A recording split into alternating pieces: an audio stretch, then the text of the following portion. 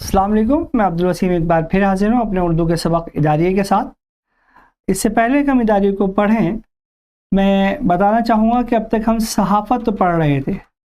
सहाफ़त के बाद ये इदारिया, जिसे हम इंग्लिश में एडिटोरियल कहते हैं, हर अखबार के लिए ये अपनी एक अहम मकाम रखता है। इस इदारिये में रोज़मर्रा की सिचुएशंस पर, हालात पर लिखा जाता है और करंट परेशानियों पर, दिक्कतों पर, जो असर हाजिर की दिक्कतें हैं, असर हाजिर की परेशानियां हैं, असर हाजिर में दिक्कतें और परेशानियां और दूसरे जो मसाइल सामने आ रहे हैं, और उनके ऊपर डिटेल इन डेप्थ लिखा जाता है, ताकि जिस तबके तक हमें अपनी बात पहुंचानी है वो इसको बात को बहुत तसल्ली के साथ, इत्मीनान के साथ पढ़े और उसका हल सोचने की कोशिश करे, या जो मुमकिना हल हैं वो हमने इसमें पेश किए हैं उन पर गौर करने की कोशिश करे। जितना ज़रूरी अखबार की मुख्तलिफ खबरें हैं, उससे ज़्यादा ज़रूरी ये इदारिया है। ये हमारे तमाम हालात को मद्देनज़र रखते हुए लिखा जाता है। इदारिया आप इदारिया किसी भी अखबार या रिसाले के मुदीर की किसी अहम मौजू पर राय का इजहार है जो इसके अखबार या रिसाले में नुमाया जगह पर मुख्तसर मजमून की शक्ल में शाया होता है। इदारिया आम तौर पर अखबार या रिसाले में अखबार के नाम के नीचे छपता है। इदारिये में इजहार की गई राय मुदीर के अलावा अखबार के मालिकान की भी हो सकती है। पहला पेज पे तो आजकल बहुत सारी खबरें आ जाती हैं, अहम ज़रूरी खबरें आती हैं। दूसरे पेज पे, बल्कि अमूमी तौर पर उर्दू अखबारात में जो देखा गया, तीसरे पेज पे हाशिए के अंदर ये इदारिया लिखा जाता है। अंग्रेज़ी अखबारों में तीसरे या चौथे पेज पे लिखा जाता हो, पहले पेज पे फ्रंट पेज जो करंट खबरें हैं वो आती है। दरअसल इदारिया मुदीर के नाम से ज़रूर शाया होता है, लेकिन इसमें अखबार के सारे अहम अहदेदारों की राय शामिल होती है। ऐसा नहीं कि इदारिया किसी एक आदमी की राय पर मुनहसर करता है, बल्कि कभी कभी कलेक्टिव एफर्ट के ज़रिए किसी एक बात पर राय आम्मा तैयार की जाती है किन लोगों की जो उस अखबार से मुंसलिक हैं, रिलेट करते हैं, और उस खबर पर या उस मौजू पर एक्सपर्ट वाली बात बनती है, क्योंकि वो उस मौजू और उस खबर को देख रहे होते हैं और उसके हिसाब से राय की शक्ल में हमारे सामने आता है। इसलिए इदारिये में कभी मेरी राय, मेरा ख्याल जैसे अल्फाज इस्तेमाल ना होकर हमारी राय, हमारा ख्याल जैसे अल्फाज इस्तेमाल होते हैं, यानी जमा मुतकल्लिम में बोला जाता है, और किसी इंडिविजुअल को कोई तरजीह नहीं दी जाती। कलेक्टिव बात को ज़हन में रखकर बयान किया जाता है। बड़े अखबारात में तो बाकायदा इदारियाती बोर्ड आपस में बैठकर बातचीत के ज़रिए पहले से तय कर लेता है कि कौन से मौज़ूआत पर कल के अखबार में इदारिया लिखना है। इन मौजू के मुख्तलिफ पहलुओं पर बोर्ड के सहाफ़ी अपने ख़यालात का इजहार करते हैं, और इस तरह आपस के तबादला ख्याल के बाद ही इदारिये की पहली शक्ल सामने आती है। फिर अमूमन मुदीर आला को नज़रसानी के लिए दिया जाता है। इनकी मंजूरी के बाद इशाअत के लिए इसे तैयार समझा जाता है। 4, 5, 6, 8, 10 लोगों की जो जमात है, उन्होंने इदारिये के लिए टॉपिक सोचा और उसके ऊपर अपने ख्यालात का इजहार करना शुरू कर दिया। किसी एक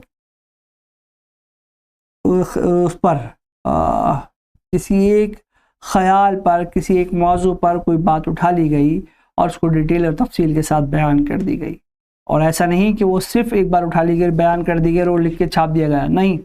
इसके बाद उससे जो अपर कमेटी है उसके पास जाएगा, उसमें जो रद्द-बदल करने होंगे वो करेगा, और उसके बाद फाइनल मुदीर आला के पास, अखबार के सेक्रेटरी के पास जाएगा, अखबार के रिपोर्ट मुदीर आला के पास जाएगा, ताकि वो उसको देखे, परखे, उसकी नोक पलक दुरुस्त करे, उसके ज़बान का सही इंतखाब करे, और ये सोचे और एहसास करे कि क्या ये इदारिया आज के सिनारियों में, आज के पस मंज़र में सही है या नहीं, और उसके बाद उसको पास करेगा, और उसके बाद ही फिर वो मंजर आम पर अखबार में छपेगा।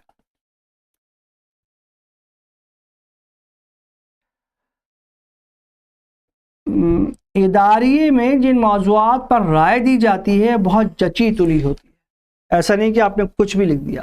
देखिए, नज़रसानी का मतलब दोबारा नज़र डालना है, दोबारा से पढ़ना। कारी मतलब पढ़ने वाला। और इससे अखबार के रवैये, रुझान और नज़रिए का वाज़ेह इजहार होता है। इदारिये में राय के अलावा अहम खबरों का तजज़िया भी होता है। कभी कुछ मसाइल पर रोशनी डाली जाती है, कई मामलात की वजाहत की जाती है, कभी कभी आमतौर पर कारी की समझ में ना आने वाली बातों का मफहूम भी समझाया जाता है। कुछ बातें ऐसी होती हैं जो आम लोगों के जहन से ऊपर निकल जाती, एडमिनिस्ट्रेटिव ब्लॉक की होती हैं, जो सिर्फ इंतजामिया अमूर ही समझ सकते हैं, लेकिन आम लोग समझते हैं इससे हमारा क्या वास्ता है, क्या लेना देना। तो फिर उसको आम लोगों की ज़िंदगी से जोड़कर बताया जाता है कि आपका इससे क्या वास्ता। मैंने बहुत पहले टीवी पर एक ऐड देखा था जिसमें कोई खबर सुन रहा होता है कि फ़लाँ जगह गड्ढा होने से किसी की जान चली गई, तो वो कहता है कि ये खबर सुनने से बेहतर है ड्रामा देख लो, इस खबर से हमारा क्या वास्ता, है ना। लेकिन कुछ ही दिनों बाद वो खुद उस सड़क से गुजर रहा होता है, उसको उस गड्ढे से गुजरना होता है, और उसका एक्सीडेंट हो जाता है, और उसको चोट लगती है और वो बेहोश होकर गिर जाता है, लगभग मरने की कगार में है। तब साइड में पस मंज़र में वो पीछे से बैकग्राउंड में वो चला, वही खबर का वो न्यूज़ चलाई जा रही होती है, और वो कहता है, और उसको याद दिलाया जा रहा होता है इस खबर से मेरा क्या वास्ता।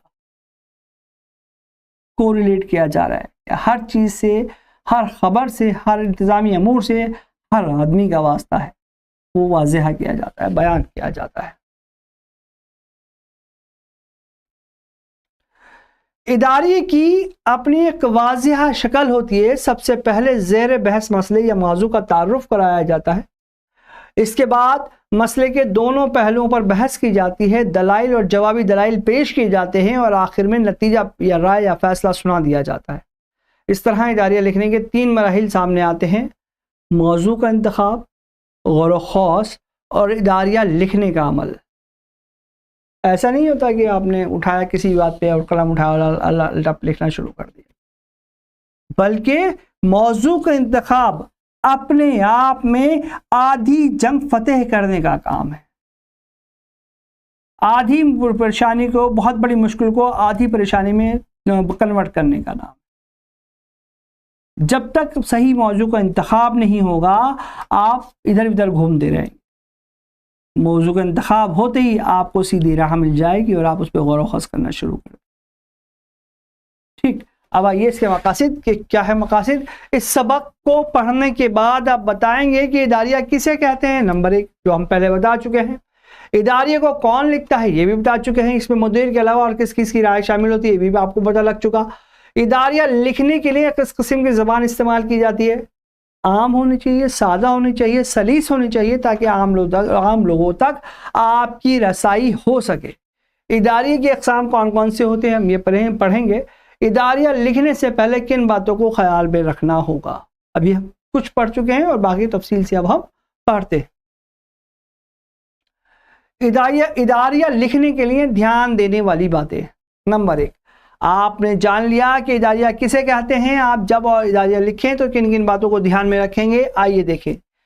इदारिया लिखना एक फ़न है, इसलिए इस फ़न के तमाम निकात और बारीकियों को ध्यान में रखना ज़रूरी है। यानी आपका मुशाहिदा वसी हो, गहरा हो, इन डेप्थ हो। अगर आपका मुशाहिदा नहीं होगा तो आप खाल ऊपर की चीज़ें लिखते चले जाएंगे, और ये बहुत मुमकिन है आप वो भी ना सही ढंग से कर पाएँ। जब तक किसी चीज़ के बारे में अच्छी तरह जान लें, परख लें, तब तक आप उस पर कलम नहीं उठा सकते या अपनी राय नहीं दे सकते या राय ज़री नहीं कर सकते। इदारिया लिखते वक्त आसान और ऐसी आम फहम ज़बान का इस्तेमाल करना चाहिए जो सबकी समझ में आए। बिल्कुल, अगर हम हार्ड लैंग्वेज इस्तेमाल करते हैं, टफ लैंग्वेज, तब मुश्किल ज़बान का इस्तेमाल करते हैं, तो हमारे इदारिया या कुछ भी मालूमात फराहम करने का मकसद ही फौत हो जाता है। इजहार बयान में रवानी हो, असर हो, तसलसल हो। रवानी असर ये सब कर सकते हैं, लेकिन असल जो लफ्ज़ आता है वो तसलसल आता है, एक के बाद दीगरे। ऐसा ना हो कि कभी कुछ बयान करें, कभी कुछ बयान करें, कभी कुछ बयान कर रहे हैं, और जो यकसुई वाली बात है वो इधर उधर हो जाए और कारी की तवज्जो आपके इदारिये से, आपकी बात से मौकूफ़ हो जाए या टल जाए। इदारिया बहुत तवील नहीं होना चाहिए, बहुत लंबा नहीं होना चाहिए कि इंसान पढ़ते पढ़ते बोर हो जाए और ऐसा लगे कि शैतान की आदत शैतान की आदत की तरह बढ़ता ही चला जा रहा है। मुख्तसर, हल्का फुल्का होना चाहिए, और इतना मुख्तसर भी ना हो कि कारी 2-3 नज़र में से पढ़ के भूल जाए, बल्कि मुख्तसर हो, वरना कारी से पढ़ना नहीं चाहेगा, दरमियान में आधा पढ़कर छोड़ देगा, लेकिन बहुत ज़्यादा मुख्तसर भी ना हो। इदारे के ज़रिए आप कारी तक क्या पैगाम पहुँचाना चाहते हैं, मकसद वाज़िहा होना चाहिए। आपका इदारिया पढ़ने के बाद कारी को उलझना नहीं है, आपका इदारिया पढ़ने के बाद कारी की ज़हनी परतें खुलनी चाहिए, वो किसी नतीजे पे पहुंचना चाहिए। ऐसा ना हो कि आप उसको मुख्तलिफ चीज़ों में फंसा कर छोड़ दें, जा भाई जो तेरा काम हो तुझसे हो सके कर ले ना। जब आपने एक रॉ में लिखना शुरू किया तो यह आपकी जिम्मेदारी है कि उस रॉ में सही नताइज से भी आप कारी को रोशनास कराएं। मौज़ूआत में वसअत हो, यानी हर रोज़ नए नए और हर किस्म के कारी की पसंद और नापसंद को ध्यान में रखकर मौज़ूआत का इंतखाब किया जाए। ज़ाहिरी बात है, अखबार पढ़ने वालों का एक अपना तबका होता है और हर तबके के अलग अलग वो दिलचस्पियाँ होती हैं। आपको उस तबके की पकड़ करनी है तो उसके हिसाब से उसकी दिलचस्पियों के साथ आपको रोज़ाना मुख्तलिफ किस्म के इदारे लिखें। इदारे में अपनी राय, दलील और हक़ाइक़ के साथ जाहिर करें। ऐसा नहीं कि आपने अपनी राय रख दी और कहा बस ठीक है, नहीं, कोई भी राय दे रहे हैं तो उसमें दलील दे और हक़ाइक़ बताएं, ऐसा है तो ऐसा है और ऐसा है तो ऐसा है, ऐसा नहीं है तो क्यों नहीं है, और अगर ऐसा होना चाहिए तो क्यों, कैसे होना चाहिए था। इदारिया ऐसा हो जो क़ारीन को सही राह दिखाए, गुमराह ना करे। इदारिये में राय अम्मा पर असर डालने की क़ुव्वत होनी चाहिए। जो अखबारों की ताकत है ना, असल वो यही इदारिये काम करते हैं।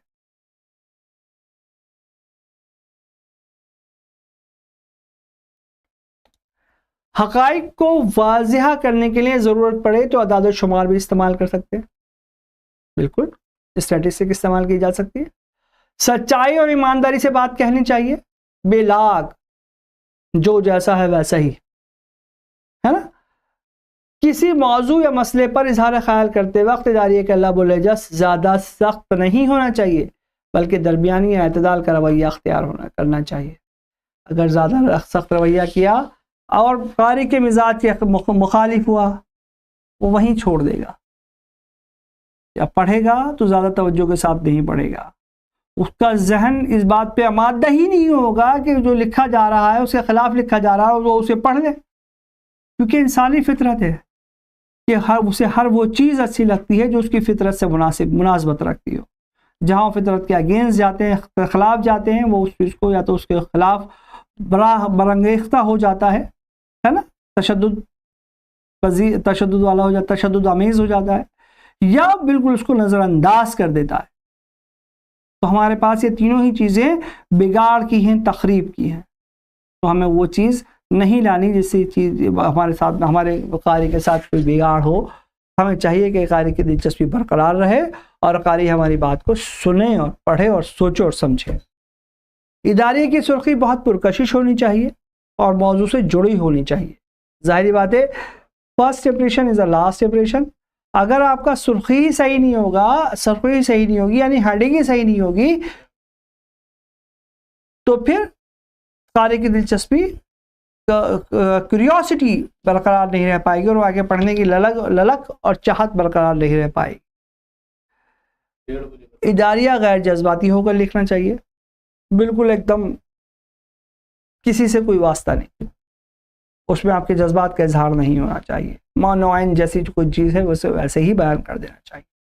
इदारिया लिखते वक्त गैर जानिबदारी के असूलों को अपनाना चाहिए और अपना नज़रिया कायम रखते हुए दूसरों के नज़रियात का एतराफ़ करना चाहिए। ये बात ऐसी भी कही जा सकती थी, लेकिन ये मुझे ऐसा ज़्यादा मुनासिब लगती है, या हमें ऐसा ज़्यादा मुनासिब लगती है। वो फलां आदमी ने जो कहा बिल्कुल ठीक है, लेकिन उसमें अगर ये चीज़ इस्तेमाल कर दी जाए, इसकी तरदीद कर दी जाए, चीज़ बढ़ा दी जाए तो और बेहतर हो सकता था और बेहतरी की गुंजाइश की जा सकती है। इस तरह आप अपने दायरे में अपनी राय रखते वक्त इस तरह के अल्फाज इस्तेमाल करेंगे ताकि पढ़ने वाले को, या जो इदारिया आप लिख रहे हैं और कोई नया आदमी पढ़ रहा है, वो किसी दूसरे से वाबस्ता है या दूसरे से इम्प्रेस्ड है, वो आपका इदारिया पढ़कर उसे ऐसा न लगे कि आप दूसरे की बुराई कर रहे हैं और वो आपके दायरे से या आपके अखबार से बज़्ज़न ना हो जाए। इदारिये की अक़साम। मौजू के एतबार से आमतौर पर इदारिये को 4 किस्मों में बांटा गया। नंबर 1 खबरी या इत्तलाती इदारिये, नंबर 2 तासुराती इदारिये, नंबर 3 लुत्फ़ अंदोज़ी के इदारिये, और नंबर 4 खुसूसी मौक़े के इदारिये। देखिए अलग अलग हैं तो अलग अलग बातें हैं, अब एक एक करके बयान करेंगे। मौजू के एतबार से है ना, खबरी या इत्तलाती इदारिये, जो चीज़ें हमारी आजकल के ख़बरों में हैं ताज़ा तरीन, उनके ऊपर मुशाहिदाती तज्ज़िया वो इदारिया कहलाता है। खबरी इदारे में पहले हिस्से में खबर का खुलासा बयान किया जाता है, दूसरे हिस्से में इस पर बहस की जाती है और आखिरी में मामले की तशरीह की जाती है। इस तरह के इदारे में अमूमन कोई राय नहीं पेश की जाती। कह सकते हैं ऐसा, खबर आई, उसको देखा, एज इट इज़ बयान किया, उसके बारे में सोचा, लिखा, कहा, उसकी तशरीह की गई कि ऐसा क्यों हुआ, किसने किया, कैसे किया, कौन से मकाम पे किया, करने के पीछे क्या वजूहात थी, और बस यहीं कर छोड़ दिया गया। तासुराती इदारे, इस तरह के इदारे में मदीर एडिटर अपनी राय को दलाइल और रवाबित के साथ कारी के सामने रखता है और कारी की राय को मुतासिर करने की कोशिश करता है, यानी अपनी राय दूसरे के ऊपर क्या थोपने की बात करता है, यानी अपने आप राजी करने की बात करता है। ऐसा करने की मुदीर को पूरी आज़ादी हासिल है। इस किस्म के दायरे में किसी वाक़या या हादसे की बुरे असरात को कम करने के लिए, किसी अच्छी बात को, ख्याल को आवाम की ज़्यादा से ज़्यादा तादाद को कबूल करवाने के लिए लिखे जाते हैं। आजकल आप देख रहे हैं बच्चियों के साथ गलत हरकत होती हैं ना, परेशानियां हैं, दिक्कतें हैं। अब इस तरह के मैक्सिमम जगहों पे हेडिंग और पोस्टर की शक्ल में नज़र आ रहे हैं। दिल्ली पुलिस की अच्छी शुरुआत, दिल्ली क्या सेंट्रल पुलिस फोर्स की अच्छी शुरुआत है। कोई बच्ची कहीं पे भी फंस जाए रात को और वापसी आते वक्त दिक्कत का सामना कर रही है तो जो वहाँ के लोकल पुलिस है उसके नंबर डायल करे, वो फ्री ऑफ कॉस्ट उसे आपके घर तक पहुँचाते। ये तमाम चीज़ें इसलिए बताई और छापी जाती हैं कि लोगों की राय बदली जा सके, मदद के लिए लोगों को उकसाया जा सके, है ना, प्रमोट किया जा सके। किसी की कोई परेशानी अगर सामने आ गई तो उसको नज़रअंदाज ना करें बल्कि मदद के लिए आ गया है। तो इस तरह के इदारे जो किसी को अच्छी बात के लिए प्रोपगेट करें, मुतासिर करें और उसको ये मोटिवेट करें, मुतहरिक करें, वो तमाम चीज़ें तासुराती इदारे में आती हैं। लुत्फ़ अंदोज़ी के इदारे जिसमें सिर्फ आप अपनी खुशी के लिए, मिजाज के लिए, मज़ाह के लिए इदारिया लिखते। समाज में जब कभी कोई ऐसा वाक़ा पेश आता है जिसमें इंसानी दिलचस्पी का मौजू बहुत नुमाया रहता है और आवाम में इस पर आम तौर पर गुफ्तगू होने लगती है, तो मुदीर भी हल्के फुल्के अंदाज में इसे इदारे लिखते हैं जिससे क़ारीन की तफरीह हो जाए। ऐसे इदारे में तंज़ व मिज़ाह शामिल होता है और क़ारी बग़ैर मुस्कुराए उसे अब नहीं पढ़ सकता। कभी कभी समाजी बुराई पर धीमे से तंज भी कर दिया जाता है और मजाक में काम की बात निकल आती है। जितने भी पतरस बुखारी के, रशीद अहमद सिद्दीकी के और दूसरे इंशाइये हैं वो सारे के सारे इस ज़ुमन में आते हैं। और इदारिया लिखते वक्त हम इस तरह के इदारे लिखते वक्त हम इस बात का ख्याल रखते हैं कि किसी समाजी बुराई को इस अंदाज में बयान ना करें कि पढ़ने वाले को दिक्कत का सामना करना पड़े और उसको आपका इदारिया पढ़कर नफरत हो जाए, आपका अखबार छोड़ दे और आपके मुतालिक एक गलत राय कायम कर ले, बल्कि पढ़ने वाले को ऐसा लगे कि आप जो कह रहे हैं वो फितरतन सही है। और आपका अंदाज ऐसा होना चाहिए कि वो अपने उसे लगे कि ये गलती हमसे भी सरजद हो जाती है और वो अपनी गलती पर, अपनी बुरी आदत पर बगैर मुस्कुराए ना रह सके और आइंदा ये तय करे, कोशिश करे कि यार हमसे ये गलती सरजद ना हो जाए, आगे से जो हो गया सो हो गया, आगे हम भी ख्याल रखेंगे। है मसलन सड़कों पे थूकने की आदत बहुत मुश्किल से लोगों की छूटी है और बहुत मुश्किल से लोगों ने इस पर काबू पाया है। जहां तक मैं देख रहा हूं मेट्रोपॉलिटन सिटी में। क्या किया, मजाक बनाया गया, और ऐसा मजाक बनाया गया कि लोगों को उस पर खुद भी हंसी भी आई और उन्हें बुरा भी लगा। पूरा फैलाने की आदत। छुटकारा कैसे हुआ, एकदम से हो गया। बहुत जगह बहुत मामूली सा फर्क आया है, और ये फर्क भी मैं समझता हूं मील का पत्थर साबित है। और ये भी इसी तरह आया कि अगर हम उसमें गाली गलौच या गलत अल्फाज या बहुत ज़्यादा हार्ड वर्ड इस्तेमाल करते तो शायद हम इतनी जल्दी इस मुकाम पे ना पहुंच पाते। सिर्फ इसी वजह से कि हंसी मजाक में ऐसी बात कही जाने लगी जो गलत थी, और जिसको सुनने के बाद लोगों को भी एहसास हुआ कि नहीं, हाँ ये गलत है, और हम भी अक्सर ऐसा करते हैं, और हम कोशिश करेंगे कि आइंदा इस तरह की हरकत हमसे सरजद ना हो।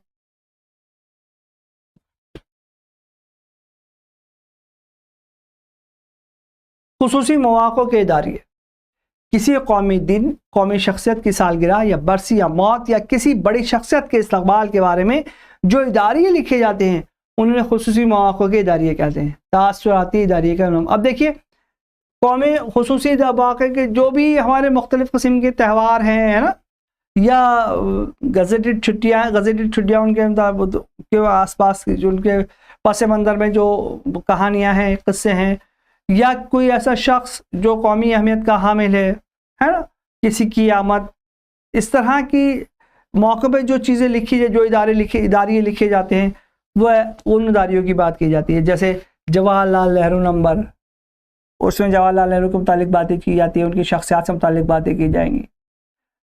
जनाब प्राइम मिनिस्टर मोदी के मुतालिक लिखा जाएगा, हाँ।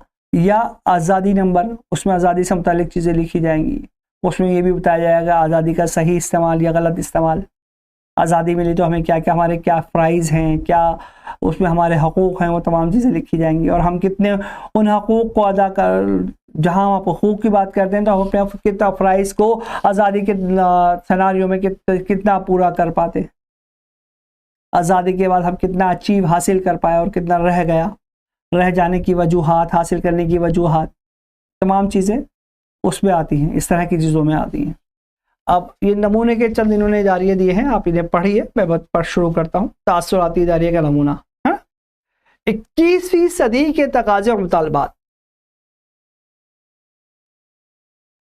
20वीं सदी तालीमी फतूहात और तस्ख़ीर कायनात के दावे के साथ रुखसत हो चुकी,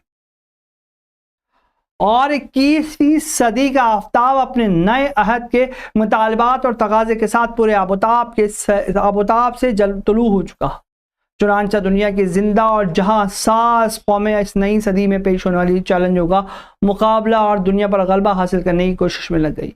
सवाल यह है कि 21वीं सदी का चैलेंज क्या है, उसे मुतय्यन करने के लिए हमें क्या देखना चाहिए कि आज दुनिया में क्या बड़ी तब्दीलियां रोनुमा हो रही हैं और क्यों। बुनियादी तब्दीलियां 3 तरह की होती हैं।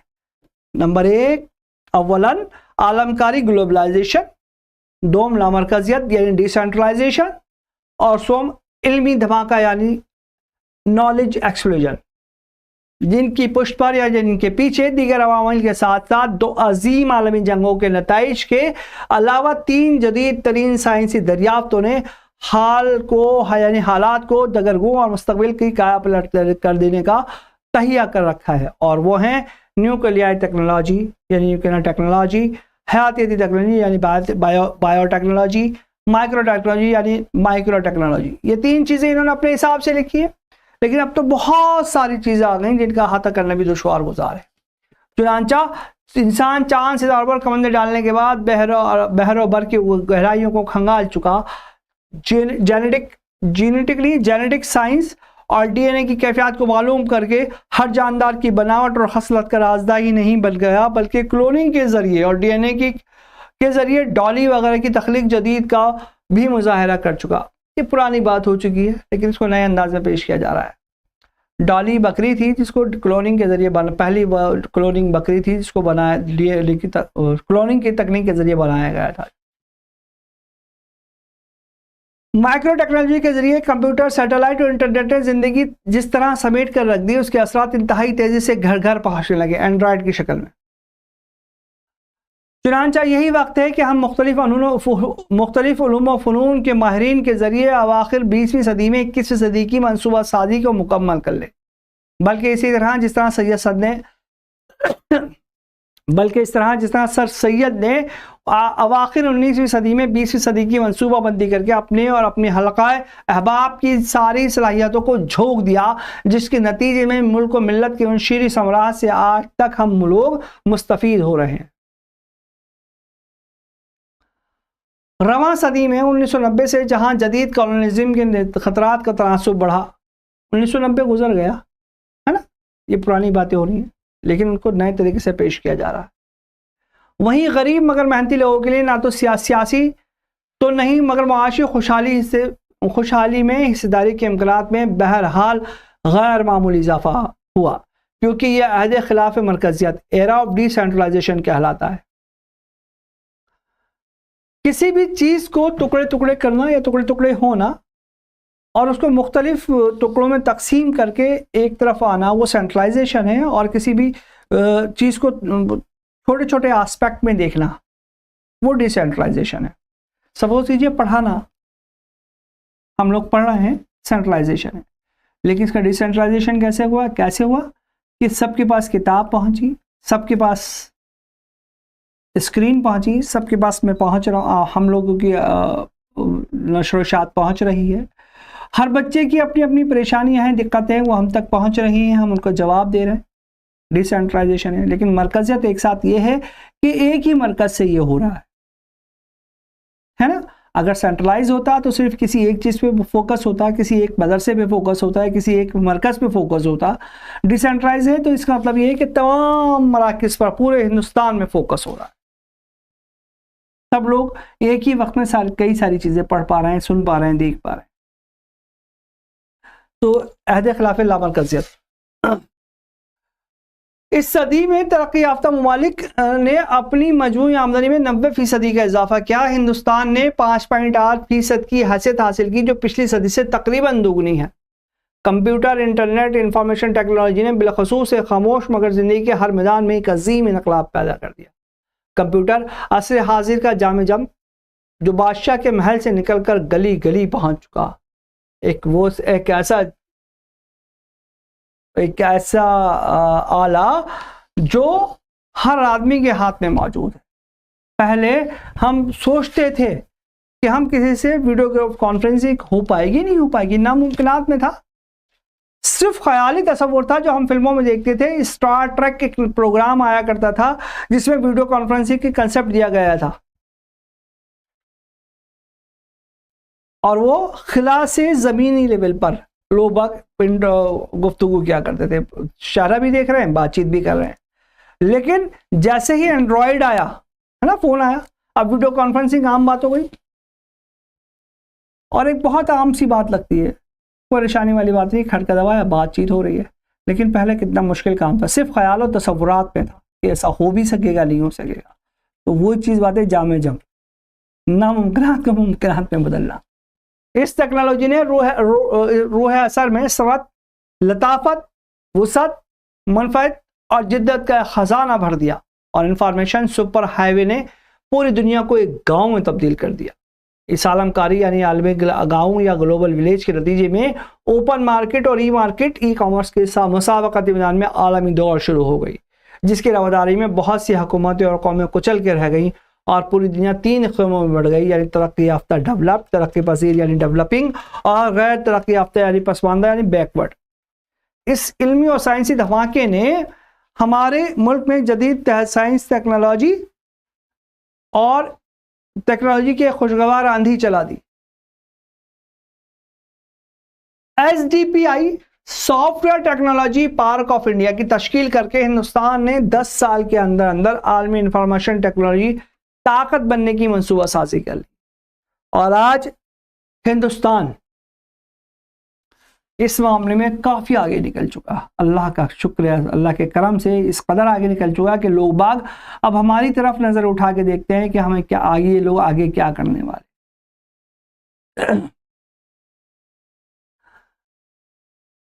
सॉफ्टवेयर कारोबार की तरक्की और इसके बरामदात के लिए जदीद तरीन बुनियादी ढांचा इंटेल सैटेलाइटों के जरिए बैनुल अक़वामी राब्ते को मुनज़्ज़म और मुस्तहकम करने के लिए 6 में से 5 ज़मीनी स्टेशनों ने अपना काम शुरू कर दिया।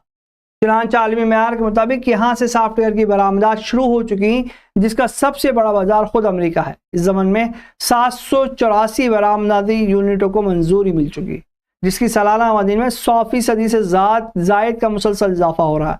1997-98 में सॉफ्टवेयर बरामदात की कुल मालियात 6400 करोड़ रुपए हो चुकी थी, जबकि 1991-92 में सिर्फ 430 करोड़ थी। कितनी तेजी से बढ़ा 1991-92 में, 1997-98 कितना वक्त, 7 से 8 साल का वक्फा, 6 से 8 साल का वक्फा। पहले सिर्फ 430 करोड़ और यहाँ पे 6400 करोड़। 1998-99 यानी इसके ठीक अगले साल बरामदात का निशाना 1000 करोड़ मालियत का था, जो 11,000 करोड़ रुपए को पार कर चुका। हमने सिर्फ 1000 करोड़ सोचा था, यहाँ 11,000 हो गए। हिंदुस्तान कम कीमत में आला दर्जे के सॉफ्टवेयर की तैयारी के लिए आलमी शहरत रखता है। मैंने क्या कहा था अभी कि सब लोग इस सिलसिले में हिंदुस्तान का मुंह ताक रहे हैं। अल्लाह का शुक्र हम कितनी बुलंदी पे पहुंचे। चुनांचे अगले साल STPI की जुमला यूनिटों के जरिए बरामदात को 10 गुना बढ़ाने का मंसूबा मुकम्मल हो चुका है। यानी ये 1999 की बात हो रही है, 2000 की बात हो रही है।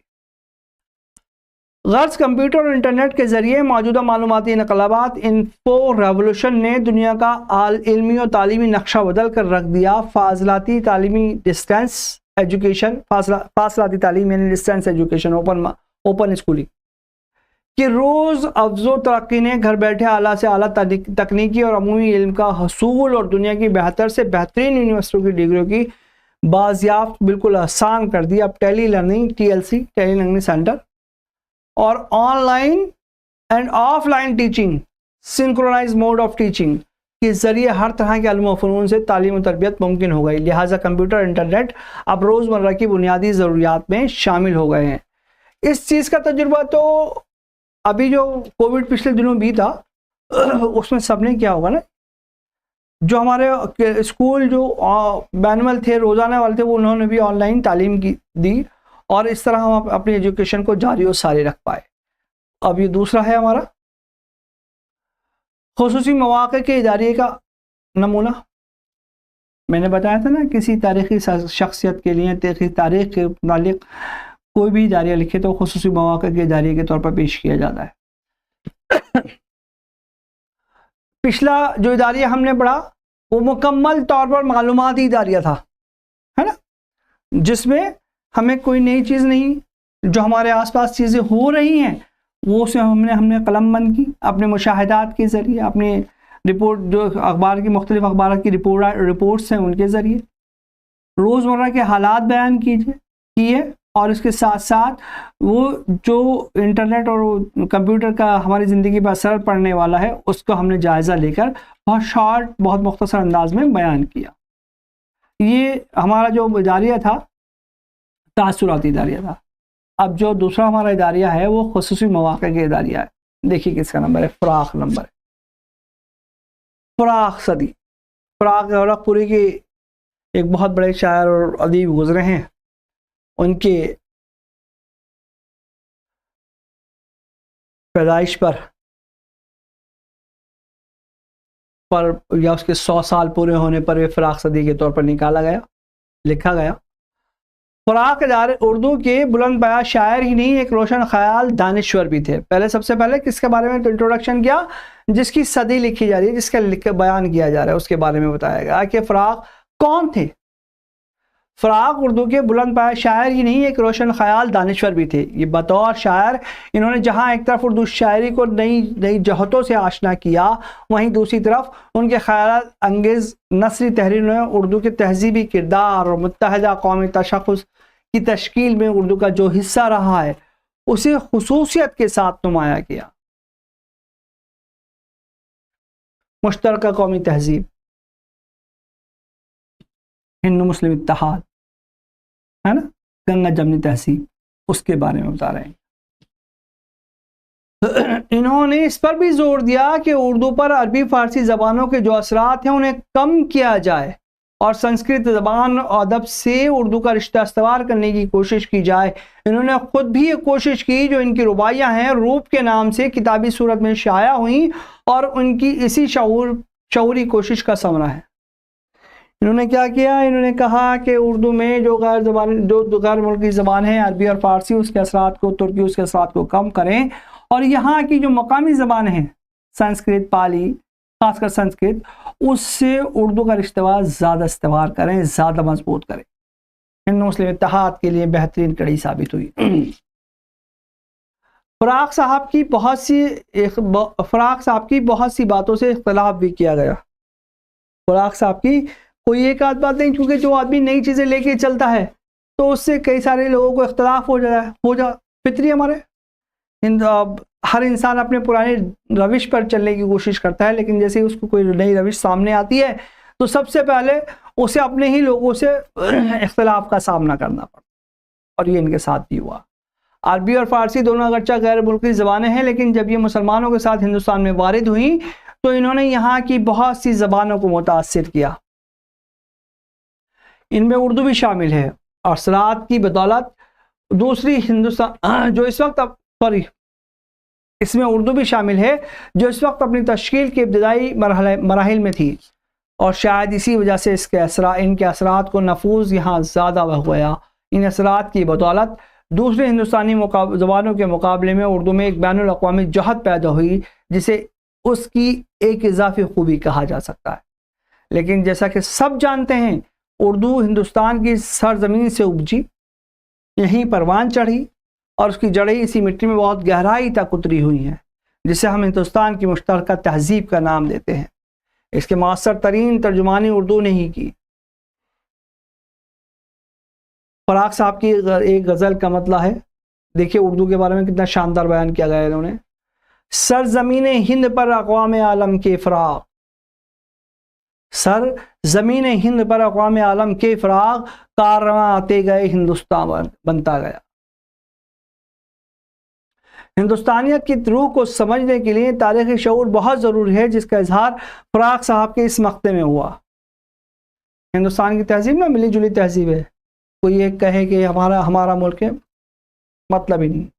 सभी लोगों ने मिलकर इसे अपना मुल्क बनाया, सभी लोगों ने मिलकर इसे हिंदुस्तान बनाया।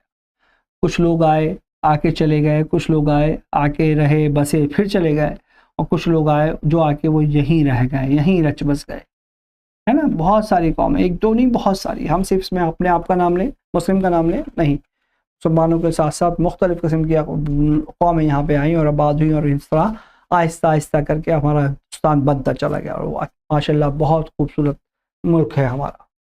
हिंदुस्तानी तहजीब और यहाँ का तमद्दुन हज़ारा साल के सफ़र के बाद अगर आज भी ताज़ा दम और तवाना है, तो इसके लिए वो इसलिए कि ताकत और तवानी के नौ बनो सरचश्मों से ये सैराब होता रहा।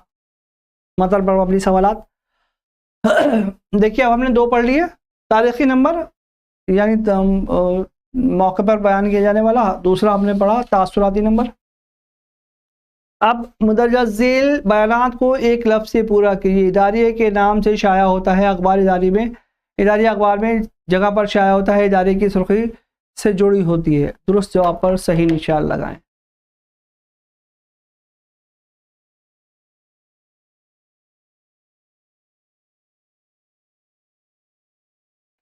इदारे में सिर्फ मंदिर की राय शामिल होती है, गलत।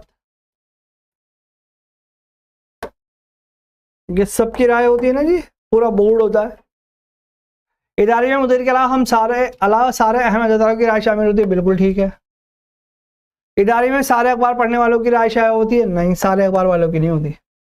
दुरुस्त जवाब पर सही का निशान लगाएं। तासुराती इदारे में कारी के ज़ाती ख़यालात पेश करता है, तारीख़ कारी पर तनक़ीद करता है, अपनी राय को दलाइल के साथ कारी के सामने रखता है। इदारिया लिखने की आमतौर पर 3 मराहिल हैं: खबर का पढ़ना, छांटना, लिखना, मौजू का इंतखाब, गौर व खोज और अमल, बातचीत करना, लिखना और सुनाना। पहला भी गलत, तीसरा भी गलत, दूसरा सही।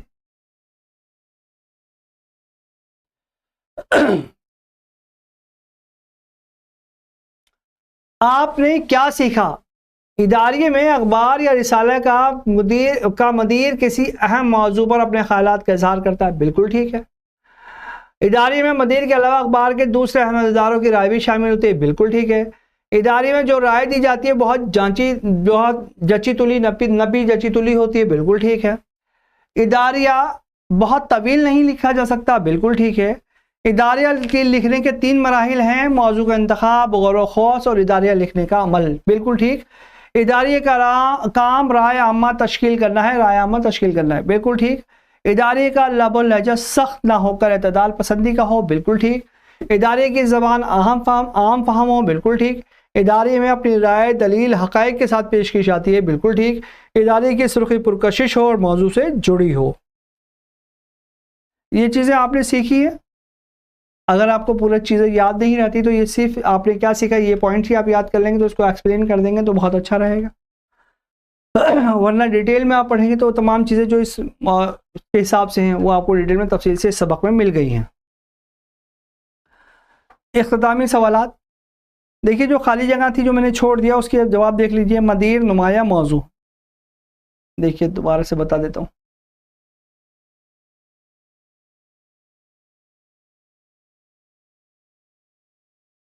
इदारिया अखबार में इदारे की सुर्खी मौजू से जुड़ी होनी चाहिए। इदारिया मुदीर के नाम से शाया होता है ये अखबार में, और इदारिया अखबार में मौजू नुमाया जगह पर शाया होता है।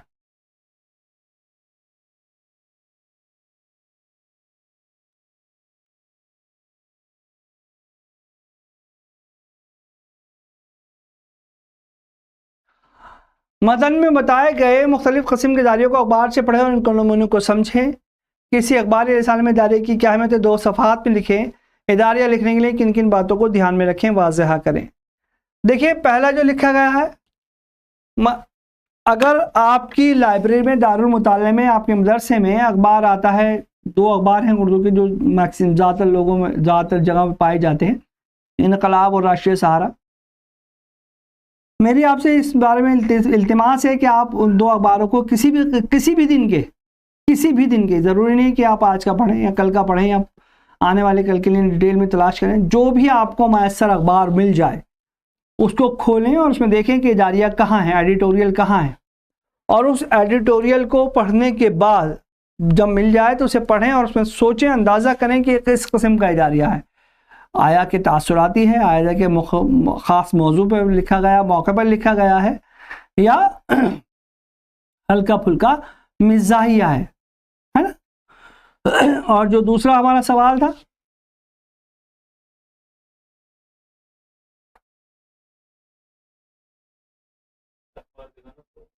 एडिटोरियल दिखा दीजिए। दूसरे पेज पे होता है, तीसरे पेज पे। ये पहला है, दूसरा तीसरा पेज खोलिए। ये भी नहीं है, नहीं भी नहीं है। ये रहा, हाँ ये देखिए, ये रंगे जहां है, ये तो ये नहीं है, ये नहीं है।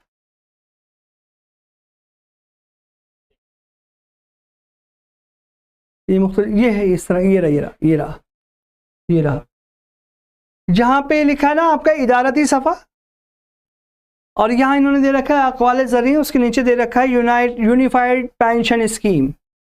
ये पूरा का पूरा जो था,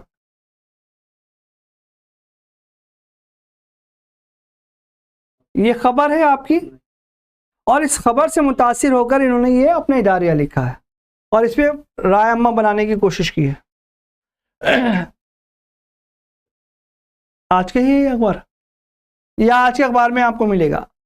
गुज़श्ता कई बरसों से मुल्क में ओल्ड पेंशन स्कीम का मामला गर्म है। देखिए किस तरह बनाया, पहले इन्होंने खबर छापी और उस खबर से पढ़ने के बाद, मुझे उससे अच्छे से डिटेल में समझने के बाद पूरे बोर्ड ने फैसला किया कि उस खबर के लिए हम क्या लिखें, इदारिया लिखें। और इदारिया उन्होंने जब लिखा तो इस तरह लिखा है, देखिए ये गुज़श्ता नहीं है, गुज़श्ता है, ये 3 नुक्ते इसके ऊपर रहेंगे, इस पर पेन नहीं चलेगा तो ध्यान रखिएगा, ये टाइपिंग मिस्टेक है। कई बरसों से मुल्क में ओल्ड पेंशन स्कीम का मामला गर्म है। पहले बताया कि ये है क्या, सरकारी मुलाजमीन भी इसकी बहाली की मांग कर रहे थे और अपोजिशन पार्टी पर इस पर सियासत कर रही हैं। अपोजिशन कांग्रेस तो अपनी हुकूमत वाली कई रियासतों में ओल्ड पेंशन स्कीम को नाफिज करने की बीजेपी के सामने बहुत बड़ी मुसीबत खड़ी कर दी। देखो, दो पार्टियों की लड़ाई है ना, कांग्रेस और भाजपा की, तो वो उसका भी इसमें जिक्र कर दिया क्योंकि ये मामला जितना तूल पकड़ता है बीजेपी को उतना ही सियासी नुकसान पहुंचता है।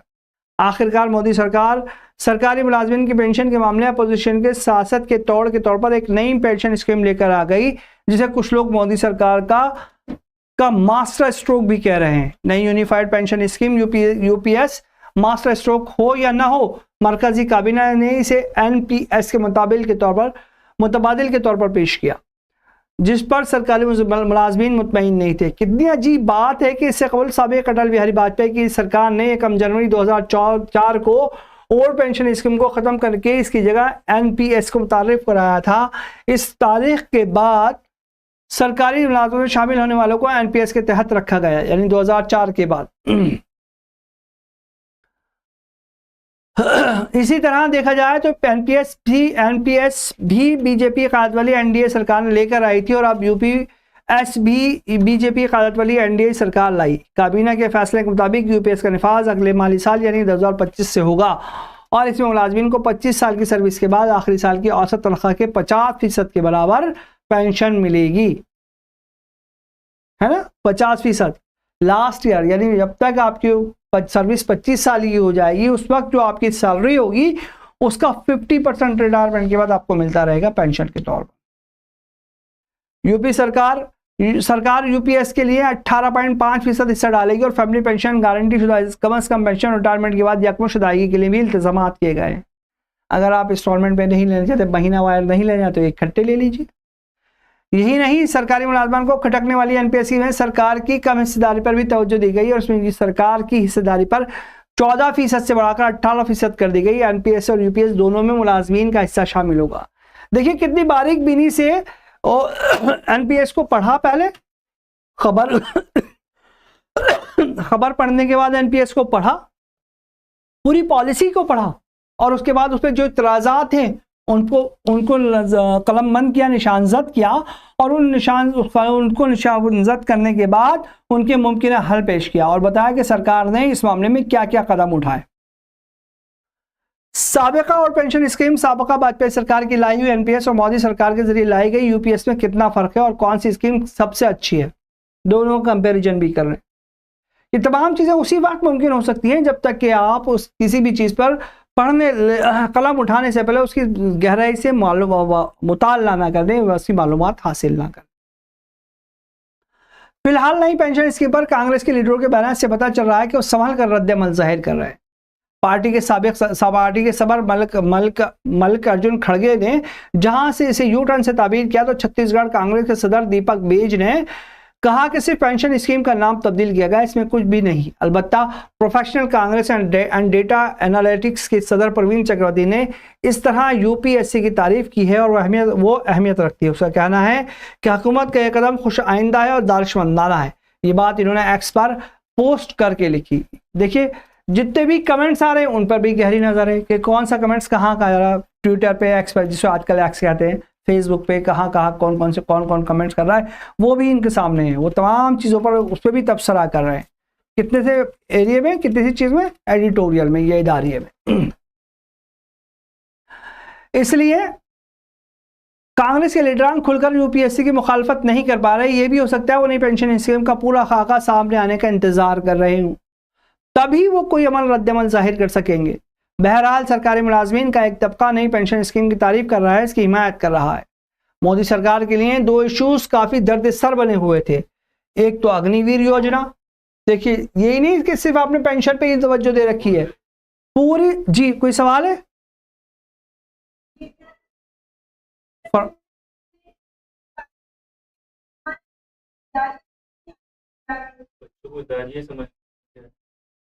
इदारिये की तारीफ समझ में नहीं आई, या इदारिये जो मैंने पढ़ के सुना है वो समझ नहीं आया? ओके, आपने क्लास कितने वक्त से ज्वाइन की? फौरी तौर पे ज्वाइन की या थोड़ी देर बाद ज्वाइन की?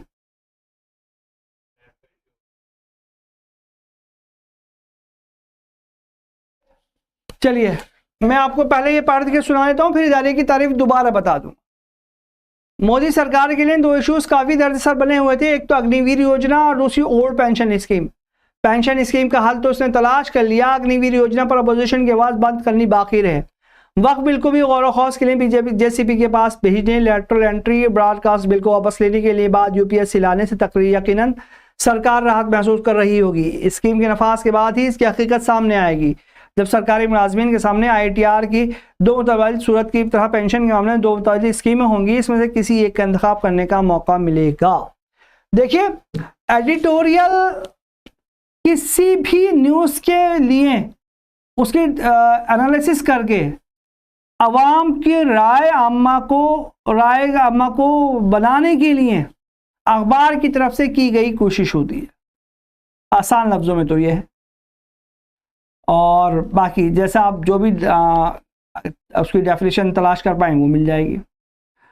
एडिटोरियल का जो मकसद है वो ये मकसद नहीं है कि हमें अपने अखबार में जगह भर दें और अब लोग बाग पढ़ लें। एडिटोरियल का मकसद है कि हम किसी भी करंट टॉपिक पर कलम उठाएं, बारीक बीनी से मुताला करने के बाद और उसको अवाम के सामने रखें और ऐसी राय सामने रखें जिससे तकरीब का पहलू ख़त्म हो और कंस्ट्रक्टिव तामीरी पहलू सामने आए।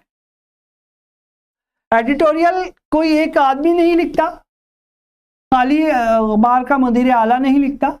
एडिटोरियल लिखने से पहले सब लोगों की अखबार में उस खबर या उस इवेंट के लिए मुतालिक जितने भी अफराद सरकर्दा हैं या उससे रिलेट करते हैं, उससे जुड़े हैं, उन सब की राय ली जाती है, उनसे मशवरा किया जाता है और उनसे उस एडिटोरियल के लिखने से पहले उस खबर की अहमियत के बारे में तबादला ख्याल किया जाता है। जब सबकी वो राय मुत्तफ़िक़ा तौर पर किसी एक पॉइंट्स पर आकर वो फिक्स हो जाती है, जमा हो जाती है, मरकूज़ हो जाती है, तब उसके बाद उसकी डीप नॉलेज के साथ, मुकम्मल मालूमात के साथ उस पर कलम उठाया जाता है। पहले बोर्ड में से चुनिंदा अफराद लिखते हैं, फिर उसके बाद दूसरा बोर्ड, उसका हायर जो बोर्ड है उसको देखता है, उसमें 9+ को दुरुस्त करता है, उसमें कोई चीज़ कमी को बेशी को दुरुस्त करता है और उसके बाद फिर मुदीर आला के बाद जाता है और मुदीर आला भी उसकी लैंग्वेज पर, उसकी ज़बान पर, उसके जो उठाए गए मुद्दे हैं उन पर तवज्जो देता है। जो उसकी लगता है कि कम है तो उसे बढ़ाता है और जिसे लगता है कि ज़्यादा उसे कम करता है। यानी एक बैलेंस की शक्ल में वो पूरा मजमून होने के बाद तब वो अखबार में छपने के लिए जाता है। और वो क्यों जाता है? ताकि अवाम को उसके बारे में बताया जा सके और अवाम की राय उसके लिए तैयार की जा सके। और कोई सवाल है? मैं समझता हूँ आपको एडिटोरियल समझ में आ गया होगा। इसके अलावा कोई और सवाल है आपका?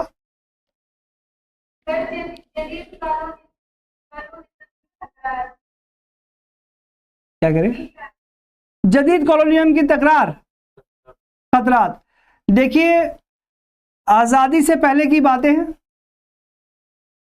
हमारा मुल्क भी एक नौआबादी कॉलोनी था अंग्रेजों की।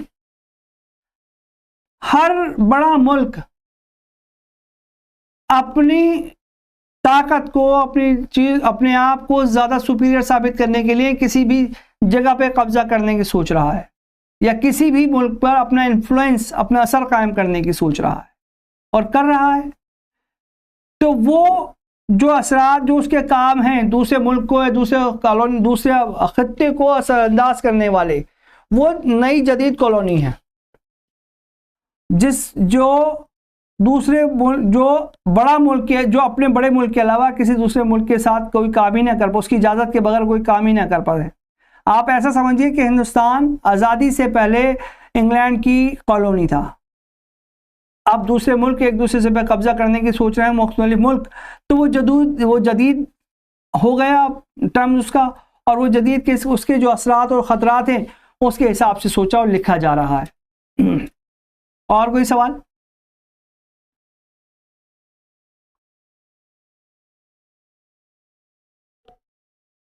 और कोई किसी का सवाल पूछिएगा।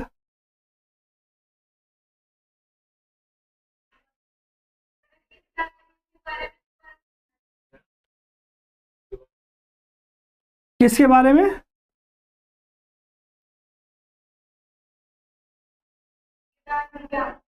इधर या क्या लगाइए, इधर दोबारा से लगाइए।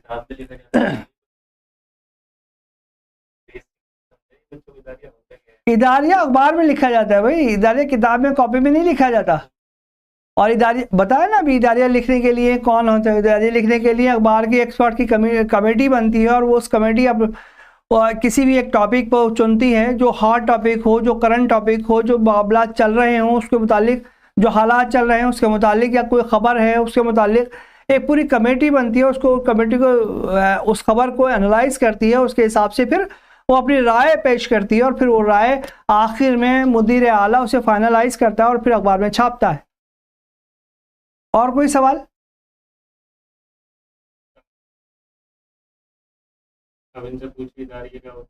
आप लोगों को समझ में आया मेरे इतने बयान करने के बाद? अल्लाह का शुक्र। देखिए मैं आपको बताऊं, मैंने आपकी मिसाल भी दी इसमें राष्ट्रीय सहारा की, जितने भी उर्दू अखबार हैं उन सब में, हिंदी अखबार हैं उन सब में, इंग्लिश अखबार हैं उन सब में, इंग्लिश में एडिटोरियल के नाम से आता है। देखिए इसमें लिखा है एडिटोरियल। उर्दू में इदारती सफ़ा के नाम से आता है, जिसको इदारिया लिखा जाता है। जैसे ये वाला है हमारा रोज़नामा में यूनिफाइड पेंशन स्कीम, इस स्कीम के फ़ायदे नुकसान सब इसमें लिखे जाएंगे। अगर ये हुकूमत की तरफ फेवर में लिखा जाएगा तो आवाम की राय उसके लिए साजगार बनाने की कोशिश की जाएगी, और अगर किसी पॉलिसी के ख़िलाफ़ लिखा जाएगा तो आवाम की राय उसके लिए साजगार बनाई जाएगी। या असल जो काम होता है ना अखबार का, इन्हीं इदारियों के ज़रिए होता है। किसी को बनाने या बिगाड़ने में इस इदारे का बहुत ज़बरदस्त मौसर रोल होता है।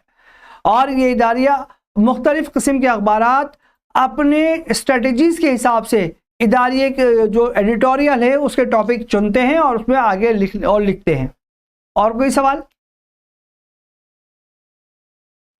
आप जब मुख्तलिफ़ किस्म के अखबार पढ़ेंगे, राष्ट्रीय सहारा हो, इनकलाब हो, है ना, हिंदू हो, दैनिक जागरण हो, बहुत सारे अखबार ऐसे हैं जो आप क्या पढ़ते हो या आपके सामने नज़र से गुजरते हो। हाँ, संपादनीय, हाँ हिंदी में संपादनीय कहते हैं और इंग्लिश में एडिटोरियल कहते हैं और उर्दू में इदारिया कहते हैं। इस पर्टिकुलर जब आप एक आज के या कल के अखबार लेके तीनों किस्म के अखबार पढ़ेंगे तो आपको अंदाज़ा हो जाएगा कि आज का हमारा ये लेक्चर किसके मुताल्लिक़ था और मैं क्या कहना चाहता हूँ और आप क्या समझना चाहते हैं। लेकिन उसके लिए आपको किसी न किसी अखबार का मुताला करना ही पड़ेगा। इस तरह हमारा आज का अपना सेशन अपने इख्तिताम को पहुंचा। अगले हफ्ते दोबारा एक नई चीज़ के साथ आपके दोबारा मुलाकात होगी। तब तक के लिए अल्लाह हाफिज़।